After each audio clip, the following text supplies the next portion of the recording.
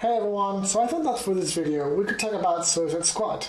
Suicide Squad is a new DCEU movie based on the comic about villains being forced by the government to work as heroes. The movie was actually not as bad as people are saying online and how the critics are saying, at least in my opinion.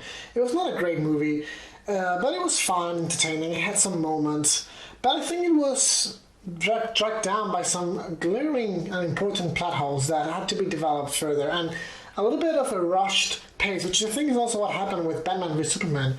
They're trying to accomplish so much so quickly that it actually hurts the movies. For example, I'm warning you, I'm going to be giving out spoilers about the movie, so if you haven't seen the movie, stop watching unless you want to.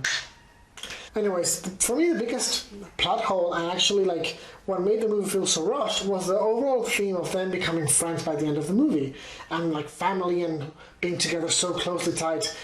Because all of these characters are supposed to be murderers, thieves, killers, who are not good people, and then somehow in this movie, in the space of one movie, and actually a couple of hours, because they only get to know each other for 2 or 3 hours, 4 or 5, I don't know, one night, let's say, tops, they end up the movie being like family without actually knowing each other, and they started off the movie disliking each other.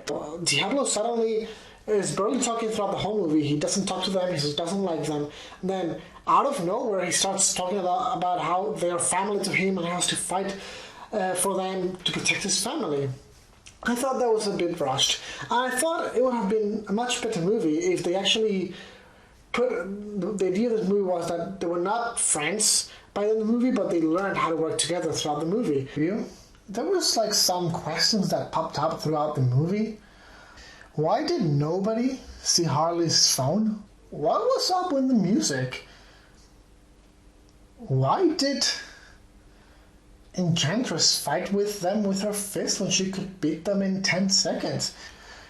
Why did they bring Captain Boomer into that whole thing? Seriously, what was the point of his whole skills? He could just throw a boomerang at people.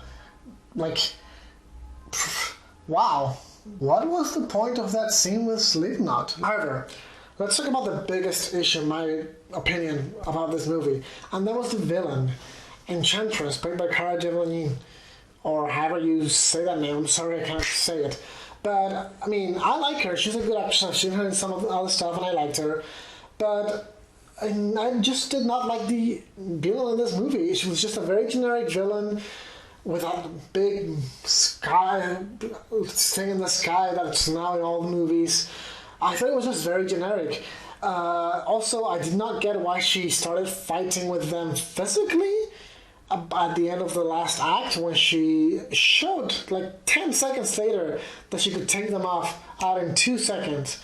And I just didn't see, I just didn't see her as a good villain for that first movie. Furthermore, I thought there was some really dodgy editing in this movie.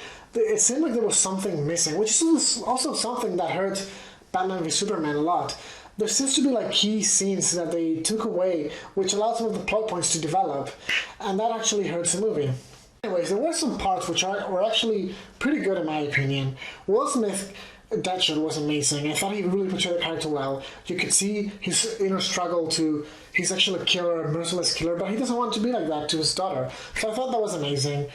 Harley Quinn, Margot Robbie stole the show. I thought she did a really strong portrayal in her whole scenes, and how was really deranged but also really sweet, which really captured the essence of Harley Quinn. And I loved that throwback to that classic comic front page with her and the Joker dancing. I thought that was amazing. Amanda Waller, played by Viola Davis, was really good. She was a really good villain, although sometimes I don't know how her character, why she was in that scene, for example. I don't know, but overall she was a really good character. Joker, well, I don't know what to say about the Joker. I thought it was really disappointing how they did so much publicity about him being in the movie, how all the trailers were so heavy on him, but then he was around 10 minutes of the movie.